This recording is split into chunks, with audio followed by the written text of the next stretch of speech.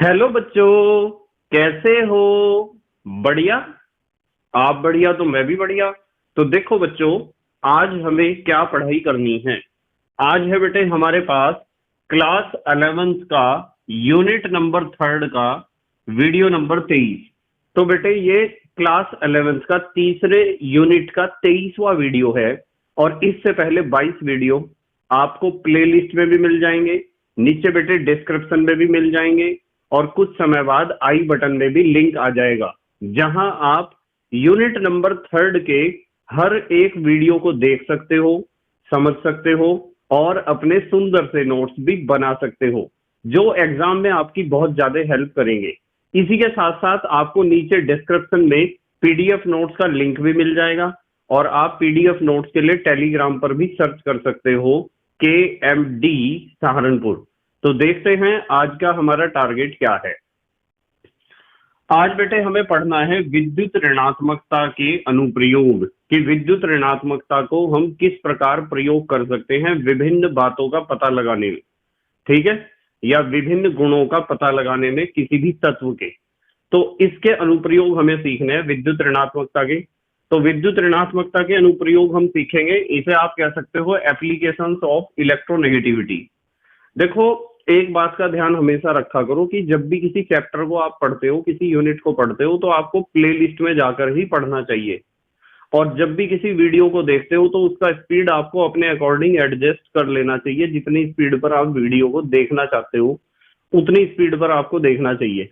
देखो, अब यदि हम स्टार्ट करते हैं विद्युत ऋणात्मकता के अनुप्रयोगों को, तो विद्युत ऋणात्मकता के अनुप्रयोगों को स्टार्ट करने से पहले आपको पता होना चाहिए कि विद्युत ऋणात्मकता या इलेक्ट्रोनेगेटिविटी किसे कहते हैं।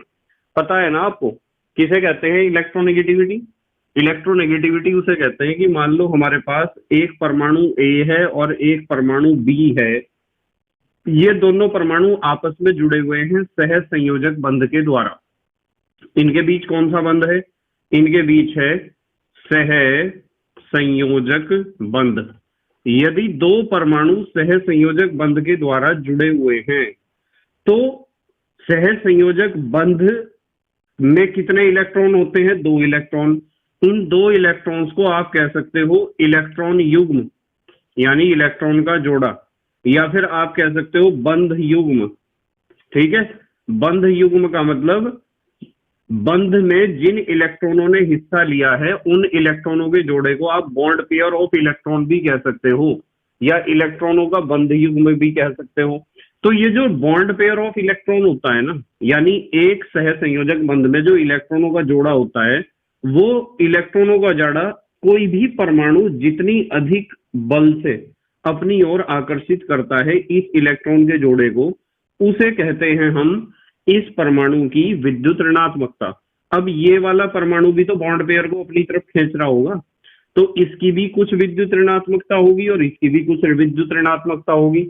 जिसकी विद्युत ऋणात्मकता ज्यादा होगी, इलेक्ट्रोनेगेटिविटी यदि ए की ज्यादा है, तो ये इलेक्ट्रॉन का जोड़ा ए की तरफ को थोड़ा सा सरक जाएगा, और यदि बी की विद्युत ऋणात्मकता ज्यादा है तो इलेक्ट्रॉनों का जोड़ा बी की तरफ को थोड़ा सा सरक जाएगा। मतलब बात बिल्कुल साफ है।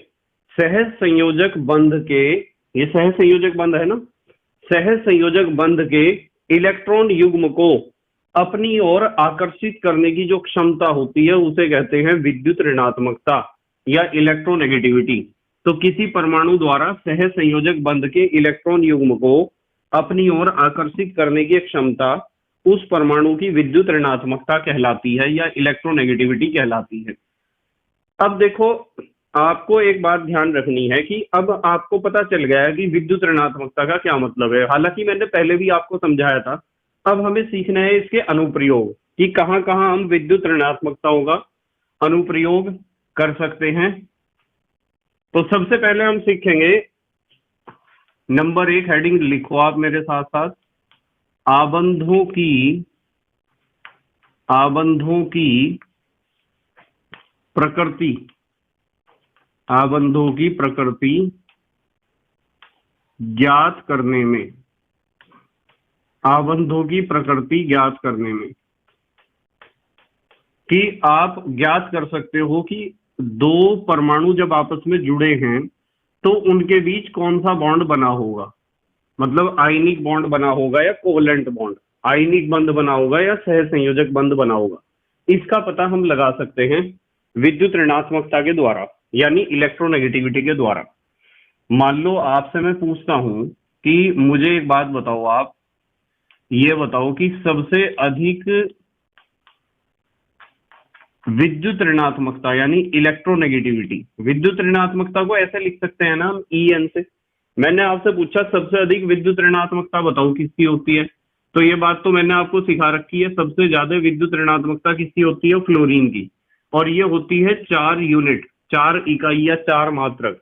तो ध्यान रखना है सबसे अधिक विद्युत ऋणात्मकता फ्लोरीन की होती है, ठीक है। और यदि मैं आपसे पूछ लूं सबसे कम बताओ, सबसे कम विद्युत ऋणात्मकता बताओ किसकी होती है, तो ध्यान रखना है सब बच्चों को, सबसे कम विद्युत ऋणात्मकता होती है सीजियम की, और कितनी होती है, 0.7 यूनिट। तो सबसे ज्यादा विद्युत ऋणात्मकता तो फ्लोरीन की है पूरी आवर्त सारणी में 118 तत्वों में, और सबसे कम विद्युत ऋणात्मकता सीजियम की है, ठीक है। अब यदि मैं आपको कह दूं कि इसलिए हम निकाल सकते हैं विद्युत ऋणात्मकता में, विद्युत ऋणात्मकता में सबसे अधिक अंतर, सबसे अधिक अंतर, सबसे अधिक अंतर,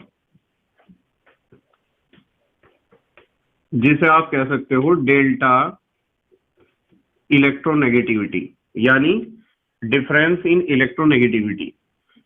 भाई सबसे ज्यादा इसकी विद्युत ऋणात्मकता है, सबसे कम इसकी है। तो यदि आप विद्युत ऋणात्मकताओं में मैक्सिमम डिफरेंस निकालना चाहते हैं, सबसे ज्यादा अंतर निकालना चाहते हैं, तो आपको 4 में से घटाना पड़ेगा 0.7, और 4 में से जब 0.7 घटाओगे तो ये आ जाएगा लगभग 3.3 आ जाएगा ना, कितना आ जाएगा, 3.3। तो ये जो 3.3 है ना, ये पूरी आवर्त सारणी में सबसे ज्यादा अंतर है विद्युत ऋणात्मकताओं का, इलेक्ट्रोनेगेटिविटी का, क्योंकि सबसे ज्यादा इलेक्ट्रोनेगेटिविटी 4 है और सबसे कम इलेक्ट्रोनेगेटिविटी किसकी है, सीजियम की है 0.7। तो सबसे ज्यादा वाले में से सबसे कम वाला हमने घटाया है, तो 3.3 जो है वो हमारे पास मैक्सिमम इलेक्ट्रोनेगेटिविटी डिफरेंस आया है। अच्छा एक बात बताओ, यदि मैं आपको कह दूं सीजियम फ्लोराइड बनाते हैं, तो सीजियम की इलेक्ट्रोनेगेटिविटी सबसे कम है और इसकी इलेक्ट्रोनेगेटिविटी सबसे ज्यादा है। तो जब ये दोनों आपस में मिलेंगे ना, तो जो कंपाउंड बनेगा, जो यौगिक बनेगा, वो 100% आयनिक होगा। अब 100% आयनिक होने का मतलब पता क्या है, इसका मतलब ये है कि फ्लोरीन और सीजियम या सीजियम और फ्लोरीन के बीच जो बॉन्ड बनेगा ना, वो बॉन्ड 100% आयनिक होगा, या 100% विद्युत संयोजक कह दो। आयनिक का दूसरा नाम क्या होता है, विद्युत संयोजक। तो ध्यान रखना है क्योंकि सबसे ज्यादा इलेक्ट्रोनेगेटिविटी डिफरेंस है। अब यदि मैं आपको एक बात कहूं कि चलो आप एक काम करो कि ये जो आपका इलेक्ट्रोनेगेटिविटी डिफरेंस है, भाई जो दो तत्व आपस में जुड़ते हैं, मान लो ए और बी दो तत्व हैं, दो तत्वों के परमाणु हैं, वे आपस में जुड़ते हैं। जब वे आपस में जुड़ेंगे तो उनका, ये जब भी मैं डेल्टा EN लिखता हूं तो आपको समझ जाना चाहिए जुड़ने वाले दो तत्वों के परमाणुओं की इलेक्ट्रोनेगेटिविटी का डिफरेंस है, ये विद्युत ऋणात्मकताओं का अंतर है। यदि मैं कह दूं कि विद्युत ऋणात्मकताओं का अंतर जो मैक्सिमम आया है 3.3, उसका आधा करते हैं चलो, तो 3.3 का जब हम आधा करेंगे तो ये आ जाएगा 1.65। कितना आ जाएगा, 1.65। तो आपको अब एक बात ध्यान रखनी है कि यदि इलेक्ट्रोनेगेटिविटी डिफरेंस 1.65 है ना, तो क्या होगा, वो जो यौगिक होगा ना, यौगिक जो भी यौगिक होगा उसमें 50% तो वो कैसा होगा, आयनिक, 50% तो उसमें आयनिक लक्षण होगा, और 50% होगा उसमें सहसंयोजक लक्षण। 50% कैसा लक्षण होगा, सहसंयोजक। बस इस चीज को समझ जाओ बिल्कुल ध्यान से कि मान लो आपके पास कोई भी दो तत्व के परमाणु हैं ए और बी, यदि वे आपस में जुड़ते हैं किसी भी बॉन्ड द्वारा और उनका दोनों का इलेक्ट्रोनेगेटिविटी डिफरेंस 1.65 होता है, तो पक्की बात है कि उन दो तत्वों ए और बी के बीच जो बॉन्ड बनेगा ना, उस बॉन्ड में 50% तो आयनिक लक्षण होगा और 50% होगा सहसंयोजक लक्षण। ठीक है, ध्यान रखना है ये चीज। ये 1.65 बहुत काम की चीज है। तो हमें एक बात पता चली, हमें ये पता चला कि जो आपका ये जो इलेक्ट्रोनेगेटिविटी का डिफरेंस है, ये इलेक्ट्रोनेगेटिविटी का डिफरेंस जो है वो कहां से कहां तक बदल सकता है, 0 से 3.3 तक। भाई 3.3 तो मैक्सिमम डिफरेंस है ना। देखो सबसे अधिक अंतर कितना आएगा, 3.3, और बीच वाला क्या है 1.65, और कम से कम कितना अंतर आएगा, 0 ही तो आएगा। ऐसा ही तो होगा कि दोनों तत्व एक जैसे हैं, एक ही तत्व के दो परमाणु जब आपस में जुड़ेंगे तो उनके बीच तो इलेक्ट्रोनेगेटिविटी डिफरेंस 0 ही होगा, क्योंकि दोनों परमाणु एक ही तत्व के होंगे। अब देखो ध्यान से समझो, यहां हम कुछ बातें समझेंगे। यदि मैं आपको कह दूं कि हमारे पास दो तत्व जो जुड़ रहे हैं आपस में, उनका इलेक्ट्रोनेगेटिविटी का अंतर अधिक है 1.65 से। 1.65 से क्या है, अधिक। यदि अंतर 1.65 से ज्यादा है ना इलेक्ट्रोनेगेटिविटी में जुड़ने वाले दोनों तत्वों की, तो आपको बिल्कुल समझ जाना चाहिए कि उनके बीच जो बॉन्ड बनेगा ना, उस बॉन्ड में आयनिक प्रभाव अधिक होगा। आयनिक प्रभाव क्या होगा, अधिक। आयनिक प्रभाव क्या होगा, अधिक होगा। यदि इलेक्ट्रोनेगेटिविटी डिफरेंस कितना आता है, ज्यादा आता है 1.65 से। और यदि इसका उल्टा हो जाए, तो यदि मैं आपको कह दूं कि इलेक्ट्रोनेगेटिविटी में अंतर, जुड़ने वाले दो तत्वों की इलेक्ट्रोनेगेटिविटी में अंतर 1.65 से कम हो, तो बताओ तो क्या होगा, तो सहसंयोजक प्रभाव अधिक होगा। यानी जो बॉन्ड बनेगा ना, उस बॉन्ड को आप कह सकते हो कि वो सहसंयोजक बंध बना है। कौन सा बंध बना है, सहसंयोजक। यहां से आप डिसीजन ले सकते हो बड़ी आसानी से। हमारा मेन हेडिंग देखो क्या है, मेन हेडिंग है आबंधों की प्रकृति ज्ञात करने में। तो यदि दो तत्व जो आपस में जुड़ रहे हैं उनके इलेक्ट्रोनेगेटिविटी का डिफरेंस 1.65 से ज्यादा है, तो वो जो बॉन्ड बनेगा ना, उसे आप आयनिक बॉन्ड कह सकते हो, जो दोनों तत्वों को आपस में जोड़ेगा।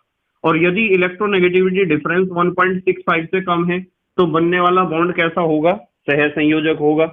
और यदि इलेक्ट्रोनेगेटिविटी डिफरेंस 0 हो जाए, मान लो दोनों परमाणु एक ही तत्व के हों, जैसे H और H के बीच बॉन्ड बन जाए, Cl और Cl के बीच बॉन्ड बन जाए, ऑक्सीजन और ऑक्सीजन के बीच बॉन्ड बन जाए। यदि जुड़ने वाले दोनों परमाणु एक ही तत्व के होते हैं, तभी तो दोनों का इलेक्ट्रोनेगेटिविटी डिफरेंस जो आएगा, विद्युत ऋणात्मकताएं बराबर होंगी दोनों की, और उनका अंतर कितना आएगा, 0। तो जो बॉन्ड बनेगा ना उन दोनों के बीच, वो 100% सहसंयोजक होगा। सहसंयोजक 100% कैसा होगा, सहसंयोजक। ठीक है, बंध। बताओ ये बात से समझ में आ रही क्या आपके? बहुत सिंपल सी बात है कि आपको देखना है जुड़ने वाले दोनों तत्वों की विद्युत ऋणात्मकताओं का अंतर।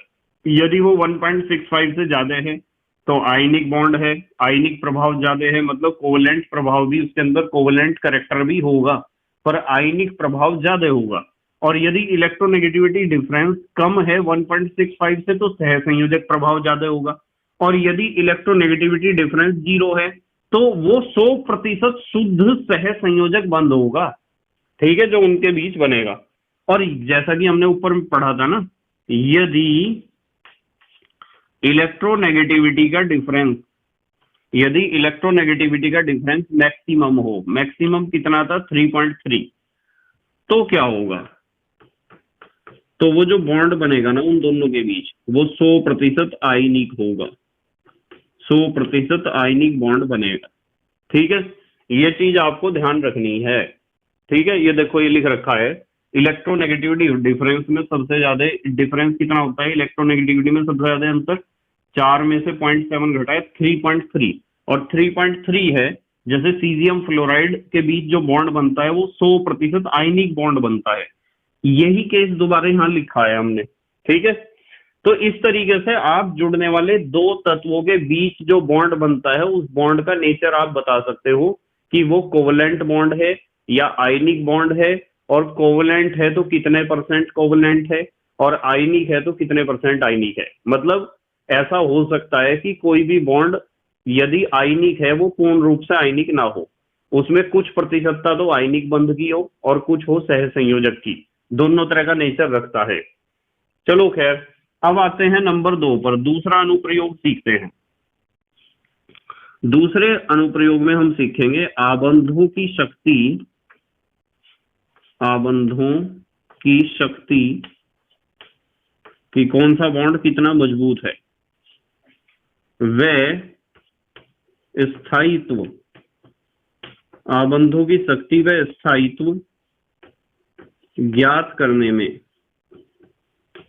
तो आप विद्युत ऋणात्मकताओं के द्वारा बॉन्ड का स्ट्रॉन्गनेस भी चेक कर सकते हो कि कौन सा बॉन्ड कितना ज्यादा स्ट्रॉन्ग है, और स्थायित्व यानी स्टेबिलिटी भी चेक कर सकते हो। देखो ये बात तो बड़ी सिंपल है कि कोई भी बॉन्ड जितना ज्यादा मजबूत होगा ना, वो बॉन्ड उतना ही ज्यादा स्टेबल भी होगा। स्टेबल माने स्थायी, और स्टेबल माने स्थायी का मतलब उसका टूटना मुश्किल होगा। ठीक है, स्थायित्व का मतलब यही तो होता है। देखो इसमें बहुत सिंपल सी बात है कि यदि आप आबंध शक्ति देखना चाहते हो ना, आबंध शक्ति जैसे आप कह सकते हो बॉन्ड स्ट्रेंथ, आबंध शक्ति या आबंध स्थायित्व कि वो बॉन्ड कितना ज्यादा स्टेबल है। वास्तविकता तो ये है कि ये दोनों बातें लगभग एक जैसी हैं। कोई भी बॉन्ड जितना मजबूत होगा उतना ज्यादा स्टेबल होगा। ये अनुक्रमानुपाती होता है इलेक्ट्रोनेगेटिविटी डिफरेंस के। देखो ये बात समझो जरा ध्यान से, दो तत्व जो आपस में जुड़ेंगे उन दोनों की विद्युत ऋणात्मकताओं में अंतर जितना ज्यादा होगा उनके बीच बनने वाला बॉन्ड उतना ही ज्यादा पावरफुल होगा, यानी आबंध शक्ति यानी बॉन्ड स्ट्रेंथ उतना ज्यादा होगा, और वो बॉन्ड उतना ज्यादा स्थायी भी होगा, स्टेबिलिटी भी उसकी ज्यादा होगी। मतलब सीधी सी बात है, जुड़ने वाले परमाणुओं का इलेक्ट्रोनेगेटिविटी डिफरेंस, विद्युत ऋणात्मकताओं का अंतर उन परमाणुओं का जिन्हें आपस में जुड़ना है, जितना ज्यादा होगा उस बंध की शक्ति भी उतनी ज्यादा होगी, यानी वो उतना ही ज्यादा स्ट्रांग होगा, उतना ही ज्यादा प्रबल होगा, और उसका स्थायित्व भी उतना ही ज्यादा होगा। जैसे चलो अच्छा एक एग्जांपल लगाते हैं, एग्जांपल से समझ में आएगा आपके बहुत अच्छे तरीके से। मान लो मैं कह दूं कि मेरे पास HF है, HF हाइड्रोजन और फ्लोरीन दो तत्वों के बीच बना हुआ बंध। तो यदि आप HF का इलेक्ट्रोनेगेटिविटी डिफरेंस देखते हो ना, तो HF का इलेक्ट्रोनेगेटिविटी डिफरेंस आता है 1.9 यूनिट, और यदि आप HCl को देखते हो तो HCl का इलेक्ट्रोनेगेटिविटी डिफरेंस आता है 0.9 यूनिट, और यदि आप HBr का, H और Br के बीच इलेक्ट्रोनेगेटिविटी डिफरेंस देखते हो, विद्युत ऋणात्मकताओं का अंतर देखते हो, तो आता है 0.7 यूनिट, और यदि आप HI का देखते हो, HI का, H और I का इलेक्ट्रोनेगेटिविटी डिफरेंस, तो ये होता है 0.4 यूनिट। तो सबसे ज्यादा इलेक्ट्रोनेगेटिविटी डिफरेंस इन दोनों में है। इसका मतलब हाइड्रोजन और फ्लोरीन के बीच बनने वाला बॉन्ड सबसे ज्यादा मजबूत होगा। तो सबसे मजबूत है तो ये निशान लगाऊंगा, मजबूत भी सबसे ज्यादा है, स्टेबल भी सबसे ज्यादा है, उससे कम HCl, उससे कम HBr, उससे कम HI। ठीक है, तो H और F इन दो तत्वों के विद्युत ऋणात्मकताओं में अंतर सबसे ज्यादा है। ये विद्युत ऋणात्मकताओं का अंतर ही तो होता है सबसे ज्यादा है, तो ये बॉन्ड सबसे ज्यादा मजबूत होगा, स्ट्रॉन्ग होगा, प्रबल होगा, और सबसे ज्यादा स्टेबल होगा। और यदि आप हाइड्रोजन और आयोडीन की विद्युत ऋणात्मकताओं में अंतर देखोगे तो यहाँ सबसे कम है और सबसे कम है, तो ये जो बॉन्ड बनेगा इसकी स्ट्रॉन्गनेस सबसे कम होगी, इसकी प्रबलता सबसे कम होगी, और इसकी स्टेबिलिटी भी सबसे कम होगी, स्थायित्व सबसे कम होगा। यानी सबसे ज्यादा रिएक्टेबल तो ये है, क्रियाशीलता तो इसकी सबसे ज्यादा है। भाई जो कम स्थायी होता है वही ज्यादा क्रियाशील होता है। सबसे ज्यादा क्रियाशील, सबसे कम क्रियाशील, सबसे ज्यादा स्थायी, सबसे कम स्थायी, सबसे ज्यादा मजबूत बॉन्ड, सबसे कमजोर बॉन्ड। ठीक है, समझ में आ रही ना बात? जल्दी से स्क्रीनशॉट लो, फिर अगली बात बताता हूं आपको अनुप्रयोगों के बारे में। ले लिया बेटे स्क्रीनशॉट? ठीक है। तीसरा अनुप्रयोग हमें पढ़ना है तत्वों का धात्विक, मेरे साथ साथ लिखा करो आप, तत्वों का धात्विक व अधात्विक, तत्वों का धात्विक व अधात्विक लक्षण ज्ञात करना कि कोई भी तत्व धातु है या अधातु है। तो धातु या अधातु का भी आप पता लगा सकते हो विद्युत ऋणात्मकता के द्वारा। हम पढ़ रहे हैं विद्युत ऋणात्मकता के अनुप्रयोग कि इलेक्ट्रोनेगेटिविटी को हम किस प्रकार यूज कर सकते हैं। तो आप नेचर पता कर सकते हो, लक्षण पता कर सकते हो कि दिया गया तत्व धातु है या अधातु है। यदि आपको दो तत्व दिए गए हैं ना, तो आप उन दोनों की तुलना कर सकते हो, क्योंकि ये जो विद्युत ऋणात्मकता होती है ना, ये एक तुलनात्मक गुण होता है। तुलनात्मक गुण, बॉन्ड पेयर ऑफ इलेक्ट्रॉन है, उसे पहला परमाणु भी खींचना चाह रहा होगा अपनी तरफ और दूसरा भी चाह रहा होगा अपनी तरफ खींचना। तो कौन सा परमाणु कितने बल से उस बॉन्ड पेयर ऑफ इलेक्ट्रॉन को अपनी तरफ खींचता है, उसे ही तो कहते हो आप विद्युत ऋणात्मकता या इलेक्ट्रोनेगेटिविटी। तो इलेक्ट्रोनेगेटिविटी एक तुलनात्मक गुण है। कैसा गुण है? तुलनात्मक। ठीक है, तुलना करके निकलता है। अब इसमें एक बात समझनी है, देखो यदि आप धात्विक और अधात्विक लक्षण का आप पता लगाना चाहते हो, तो जो कम विद्युत ऋणात्मकता वाला तत्व होता है ना, कम विद्युत ऋणात्मकता वाले तत्व, मान लो आपको बहुत सारे तत्व दिए गए हैं, उन तत्वों में जिन तत्वों की विद्युत ऋणात्मकता कम होती है, उन तत्वों को आप समझ जाओ कि वे धात्विक होंगे। कैसे होंगे? धात्विक। ठीक है, कैसे होंगे? धात्विक, यानी वे धातु होंगे। धात्विक कहो या धातु कहो, एक ही बात है। जिन तत्वों की विद्युत ऋणात्मकता कम होती है वे धात्विक लक्षण दिखाते हैं, अर्थात धातु होते हैं। और इसके अपोजिट जाओ आप, यदि आप इसके अपोजिट जाओगे तो ये हो जाएगा, कम की जगह क्या लिखूंगा मैं? अधिक। मेरे साथ साथ लिखते रहा करो, आप भी लिखने की प्रैक्टिस होनी बहुत जरूरी है। अधिक विद्युत ऋणात्मकता वाले तत्व, जिन तत्वों की विद्युत ऋणात्मकता अधिक होती है, इलेक्ट्रोनेगेटिविटी अधिक होती है, वे होते हैं अधात्विक। उनके अंदर कौन सा लक्षण होता है? अधात्विक लक्षण होता है, यानी आप उन्हें कह सकते हो अधातु या नॉन मेटल। ठीक है, अधिक विद्युत ऋणात्मकता वाले तत्व क्या होते हैं? अधातु होते हैं, आप उन्हें कह सकते हो नॉन मेटल। तो इस तरीके से भी आप पता लगा सकते हो। अब आते हैं नंबर 4 पर, चौथा अनुप्रयोग। ऑक्साइडों का, ये जो ऑक्साइड्स होते हैं ना, इनकी प्रकृति ज्ञात करनी है कि वे ऑक्साइड अम्लीय हैं या क्षारीय हैं। मान लो कोई तत्व है, वो तत्व का आपके पास ऑक्साइड है, तो आपको चेक करना है कि वो ऑक्साइड अम्लीय ऑक्साइड है या क्षारीय ऑक्साइड। तो ऑक्साइड का अम्लीय व क्षारीय, अम्लीय व क्षारीय लक्षण ज्ञात करना है। लक्षण ज्ञात करने में तो यदि आपके पास कोई किसी भी तत्व का ऑक्साइड है और आपको चेक करना है कि वो ऑक्साइड अम्लीय है या क्षारीय है, उसके अंदर कौन सा लक्षण ज्यादा है, तो उसे भी आप ज्ञात कर सकते हो विद्युत ऋणात्मकता के द्वारा। कैसे ज्ञात कर सकते हो?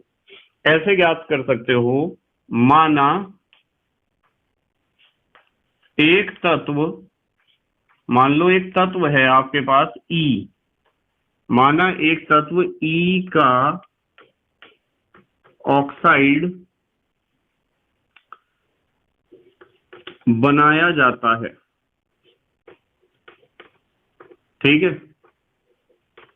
माना एक तत्व E, तत्व को E इसलिए लिखा है क्योंकि तत्व को हम इंग्लिश में कहते हैं एलिमेंट। ठीक है, माना एक तत्व E का ऑक्साइड इसे बदलो थोड़ा सा लैंग्वेज में। मान लो हमारे पास कोई तत्व है ई, माना एक तत्व ई के ऑक्साइड का लक्षण ज्ञात करना है। मान लो एक तत्व ई का ऑक्साइड है, उसका लक्षण पता लगाना है हमें कि कैसा लक्षण है, इसमें इसमें अम्लीय लक्षण ज्यादा है या क्षारीय लक्षण ज्यादा है। तो आपको बहुत सिंपल तरीका बताता हूं। आप क्या करो, आप इलेक्ट्रोनेगेटिविटी डिफरेंस निकाल लो। इलेक्ट्रोनेगेटिविटी डिफरेंस किस किस में निकालना है? निकालना है ऑक्सीजन और उस एलिमेंट में। ऑक्सीजन और वो तत्व जो भी है जिसका ऑक्साइड आपने बनाया है, उसके ऑक्सीजन और उस एलिमेंट के बीच में विद्युत ऋणात्मकताओं का अंतर देखना है। यदि वो अंतर ज्यादा है 2.2 से यूनिट से, तो आपको समझ जाना चाहिए कि वो जो ऑक्साइड होगा ना, वो ऑक्साइड क्षारीय होगा।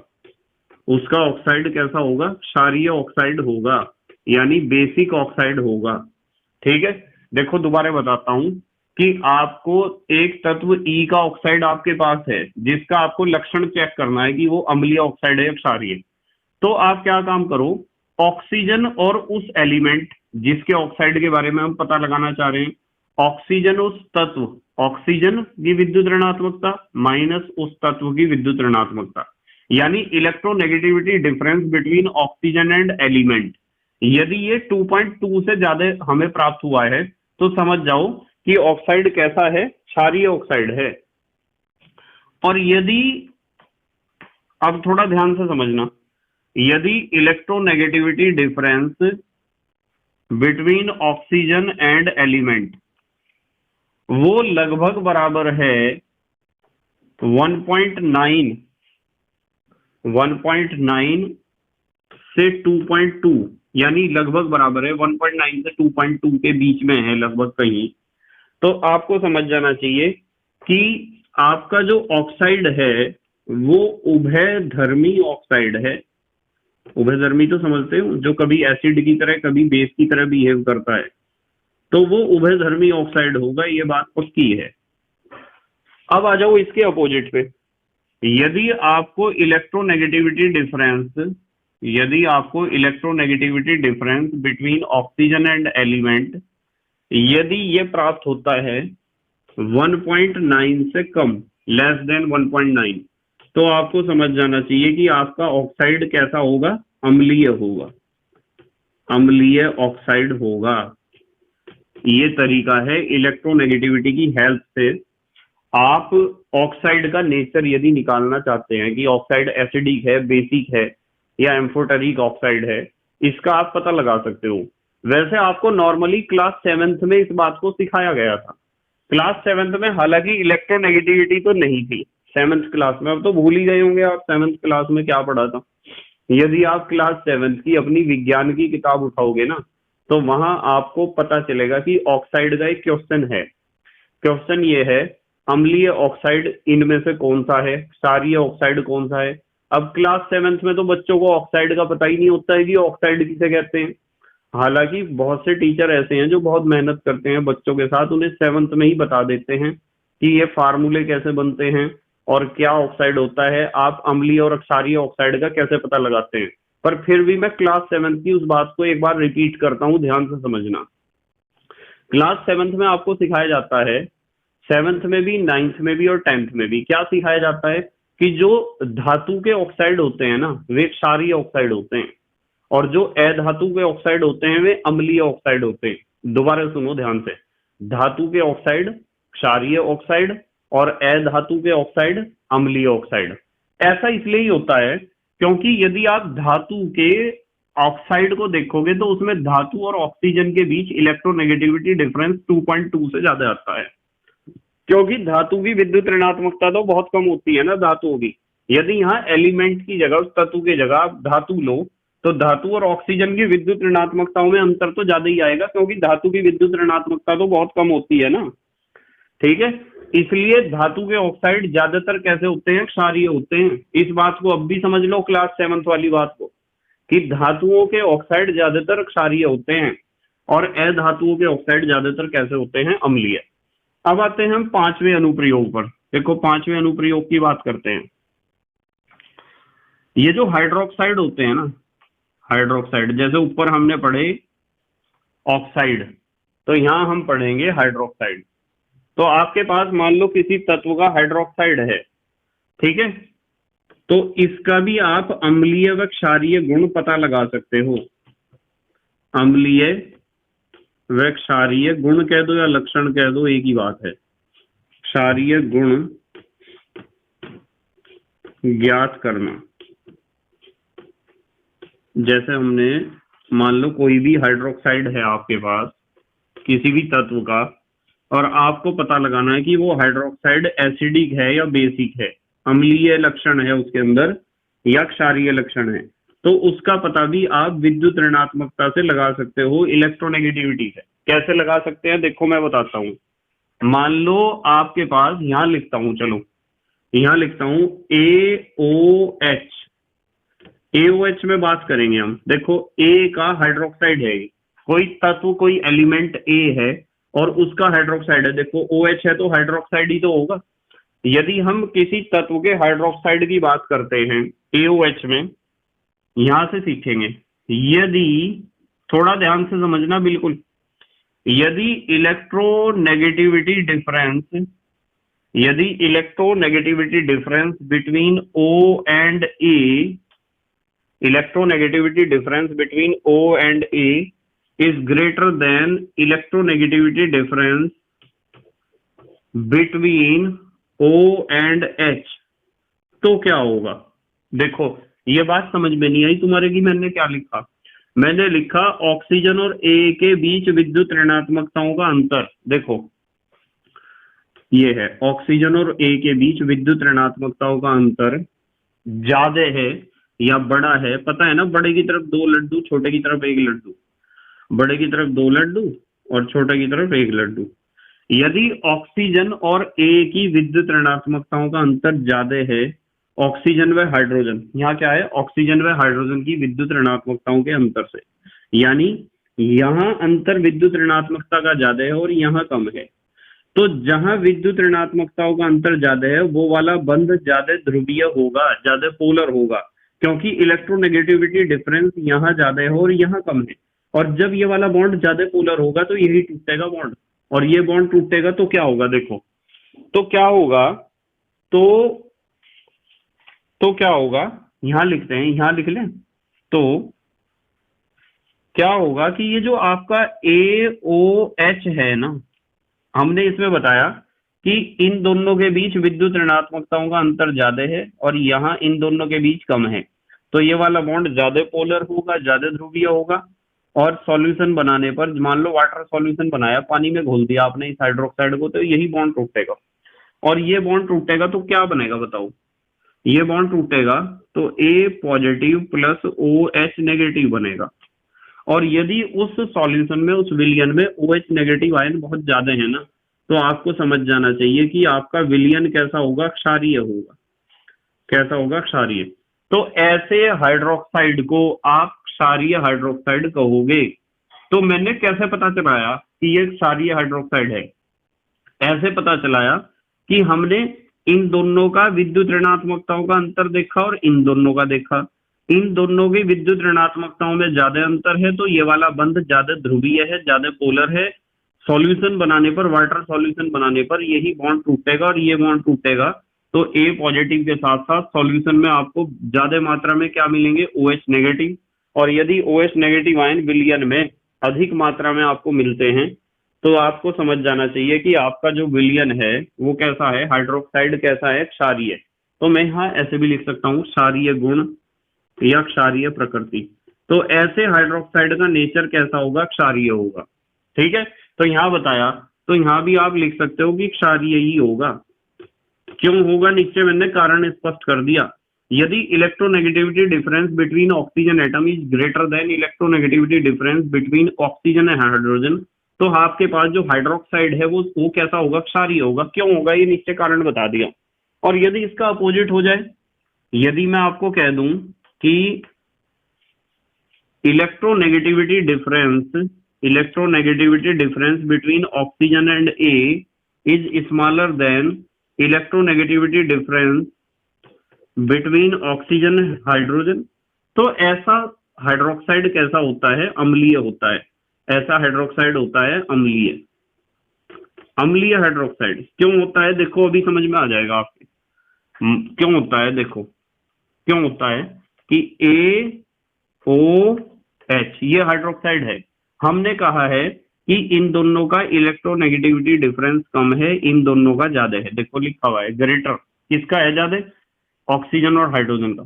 यदि यहाँ इलेक्ट्रोनेगेटिविटी डिफरेंस यहाँ ज्यादा है तो बॉन्ड ज्यादा पोलर माने ज्यादा ध्रुवीय तो यही बॉन्ड टूटेगा, और ये बॉन्ड टूटेगा तो क्या प्राप्त होगा हमें? AO negative plus H positive प्राप्त होगा। अब जब सॉल्यूशन में बहुत सारे H पॉजिटिव आयन आपको दिखाई देंगे, जैसे यहाँ OH नेगेटिव थे, तो जिस विलयन में H पॉजिटिव आयनों की संख्या ज्यादा होती है वो विलयन अम्लीय होता है। इसलिए इस हाइड्रोक्साइड का नेचर कैसा होगा? अम्लीय होगा। तो आप यहाँ लिख सकते हो अम्लीय प्रकृति। नेचर कैसी होगी उसकी? हाइड्रोक्साइड की अम्लीय। तो ऐसे आप पता लगा सकते हैं कि आपके पास किसी भी तत्व का हाइड्रोक्साइड है तो वो हाइड्रोक्साइड एसिडिक होगा या बेसिक होगा, यहां से पता चल जाएगा। जल्दी से स्क्रीनशॉट लो। चलो फिर अगली बात बताता हूं आपको अनुप्रयोगों में। ले लिया बेटे स्क्रीनशॉट? ठीक है। छठा अनुप्रयोग हम देखेंगे लवणों का रंग। लवणों का रंग। लवण का मतलब होता है साल्ट, कि आपके पास कोई सा साल्ट जो है उस साल्ट का कलर कैसे पता लगाएंगे हम? इलेक्ट्रोनेगेटिविटी के द्वारा। देखो एक बात बताता हूं, आपके पास कोई भी लवण है, पता है ना लवण कैसा होता है? एक तो अम्ल होता है, एक तो क्षार होता है, एक होता है लवण। ठीक है। तो आपको एक बात ध्यान रखनी है कि लवण में जो भी तत्व आपस में जुड़ रहे हैं उन तत्वों में आयनिक लक्षण कितना है, बस इतना ध्यान रखना है। तो यहां लिखता हूं मैं कि यदि आयनिक लक्षण जो है ना आपका, आयनिक लक्षण कह दो या आयनिक प्रतिशत कह दो, एक ही बात है। यदि आयनिक लक्षण इज स्मॉलर देन 20%, यदि 20% से कम आपको आयनिक लक्षण नजर आता है दो जुड़ने वाले तत्वों के बीच जो बॉन्ड बनेगा उस बॉन्ड में यदि आयनिक लक्षण 20% से कम नजर आता है तो लवण रंगीन होगा। तो जो आपका साल्ट है वो कलरफुल होगा, रंगीन होगा। और एक बात बताऊं आपको बहुत अच्छी, ये जो आपका आयनिक करैक्टर है वो 20% से कम होने पे कलरफुल होगा, पता है लवण। पर यदि वो 20% से कम होता जा रहा है, जितना ज्यादा कम होता है ना आयनिक लक्षण किसी लवण में, वो लवण उतना ज्यादा डार्क कलर का होता है। ये काम की बात है बहुत जो मैं बता रहा हूं आपको।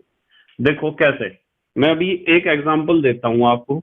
यदि आप एक लवण की बात करो AgCl की, तो ये जो AgCl है ना इसमें आयनिक लक्षण 20% होता है। आयनिक लक्षण कितने परसेंट होता है? 20%।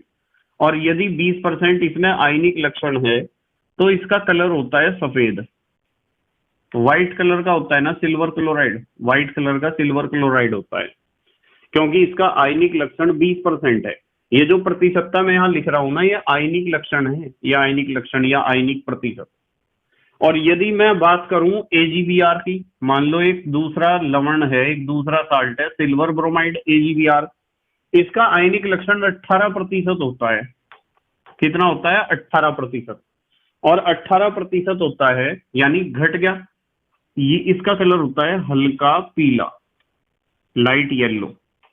लाइट येलो कलर का होता है सिल्वर ब्रोमाइड। ठीक है। उसके बाद AgI सिल्वर आयोडाइड। ये जो सिल्वर आयोडाइड है ना ये भी तो एक साल्ट है, एक लवण है। ये होता है, इसका आयनिक लक्षण होता है 11%, और भी ज्यादा घट गया तो कलर और भी ज्यादा डार्क हो जाएगा। इसका कलर होता है गहरा पीला, यानी डार्क येलो कहते हो ना आप इसे, गहरा पीला। और यदि मैं बात करूं Ag2S की, Ag2S ये भी तो एक साल्ट है, सिल्वर सल्फाइड। ये 8% इसके अंदर आयनिक लक्षण होता है। कितने परसेंट? 8%। तो 8% है तो कलर और भी ज्यादा डार्क हो जाएगा। इसका कलर होता है काला। तो ये चीज ध्यान रखनी है आपको बस। यदि आप आयनिक लक्षण निकालते हो जुड़ने वाले दो तत्वों के बीच बनने वाले बॉन्ड का, तो आयनिक लक्षण यदि 20% से कम है तो आपका साल्ट कैसा होगा? कलरफुल होगा, लवण वो रंगीन होगा। और जितना ज्यादा आयनिक लक्षण घटेगा उतना ही कलर कैसा होता जाएगा? उस साल्ट का कलर उतना ही डार्क होता जाएगा, गहरा होता जाएगा, गाढ़ा होता जाएगा। अब आते हैं 7वें अनुप्रयोग पर। 7वां अनुप्रयोग, 7वें नंबर पर हमें सीखना है संभवन ऊष्मा की गणना। संभवन ऊष्मा, हीट ऑफ फॉर्मेशन कहते हो ना आप इसे। संभवन ऊष्मा की गणना करने में या करना, तो आप विद्युत ऋणात्मकताओं का प्रयोग संभवन ऊष्मा की गणना करने में भी कर सकते हो। हीट ऑफ फॉर्मेशन की कैलकुलेशन करने में भी आप इलेक्ट्रोनेगेटिविटी का यूज कर सकते हो। मान लो आपके पास एक अणु है AB, तो AB अणु के लिए यदि आपको संभवन ऊष्मा निकालनी है ना, हीट ऑफ फॉर्मेशन निकालनी है। संभवन का मतलब होता है बनना, निर्माण होना, ठीक है। तो AB अणु के लिए यदि आपको संभवन ऊष्मा निकालनी है तो ऐसे निकलेगी, delta HF, heat of formation है ये, heat of formation F, heat of formation, formation माने बनना, निर्माण होना, ठीक है, उसे कहते हैं संभवन होना। Delta HF is equal to 100 और ब्रैकेट में हम लिखेंगे ENA, electronegativity of A minus electronegativity of B का स्क्वायर, ठीक है। इतने किलो कैलोरी प्रति मोल, इतने किलो कैलोरी प्रति मोल। तो ये फार्मूला है। इस फार्मूले को आप याद रख सकते हो कि यदि आपको इलेक्ट्रोनेगेटिविटी के हेल्प से निकालना है संभवन ऊष्मा, तो संभवन ऊष्मा is equal to 100 ENA minus ENB का होल स्क्वायर। इसे आप डेल्टा EN भी लिख सकते हो, डेल्टा EN। भाई दोनों A और B की विद्युत ऋणात्मकताओं में अंतर ही तो लिखा हुआ है, तो विद्युत ऋणात्मकताओं में अंतर को तो आप डेल्टा EN भी लिख सकते हो, ठीक है, इलेक्ट्रोनेगेटिविटी डिफरेंस लिख सकते हो। अब आते हैं नंबर 8 पर।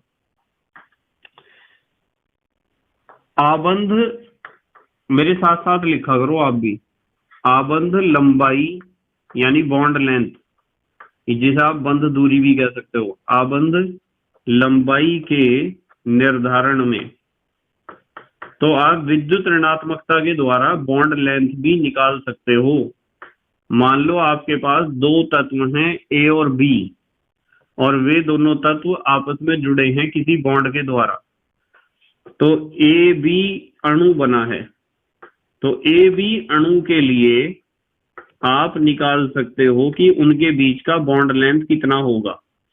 और आपको एक बात बताऊं, एक वैज्ञानिक थे जिनका नाम था शुमकर, ठीक है, शुमकर। वैसे इसका नाम कुछ टीचर्स इसका नाम किसी और तरीके से प्रोनाउंस करेंगे, उच्चारण अलग अलग हो सकता है। तो इनका नाम क्या था? शुमकर था। मैं इन्हें शुमकर के नाम से ही पुकारता हूँ।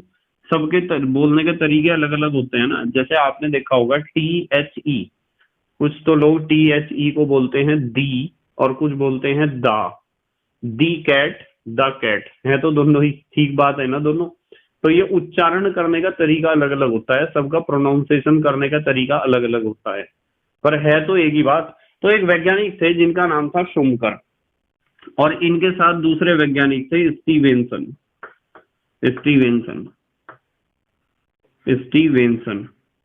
तो ये दो साइंटिस्ट थे। इन्होंने एक फार्मूला दिया था बॉन्ड लेंथ निकालने का इलेक्ट्रोनेगेटिविटी के द्वारा। क्या फार्मूला दिया था? इन्होंने फार्मूला दिया था RAB, यानी ये बॉन्ड लेंथ है, A और B के बीच का बॉन्ड लेंथ है ये। RAB is equal to RA plus RB। RA क्या है? RA है A की परमाणु त्रिज्या, RB क्या है? B की परमाणु त्रिज्या, ठीक है। -0.09 electronegativity of A minus electronegativity of B. ठीक है, ये फार्मूला आपको याद रखना है। आपको पता होना चाहिए यहाँ आर ए बी क्या है, बॉन्ड लेंथ है, जिसे आपने लिखा है आबंध लंबाई। आर ए क्या है, ए की परमाणु त्रिज्या, वो तत्व ए का जो परमाणु है उसकी त्रिज्या। आर बी क्या है, बी की परमाणु त्रिज्या है। और ई एन ने तो आपको पता ही है, इलेक्ट्रोनेगेटिविटी ऑफ ए की विद्युत ऋणात्मकता। ई एन बी क्या है, इलेक्ट्रोनेगेटिविटी ऑफ बी, यानी बी की विद्युत ऋणात्मकता। तो ये चीजें ध्यान रखनी है आपको। अब हमारे देश के प्यारे प्यारे बच्चे जल्दी से स्क्रीनशॉट लेंगे। ले लिया बेटे स्क्रीनशॉट?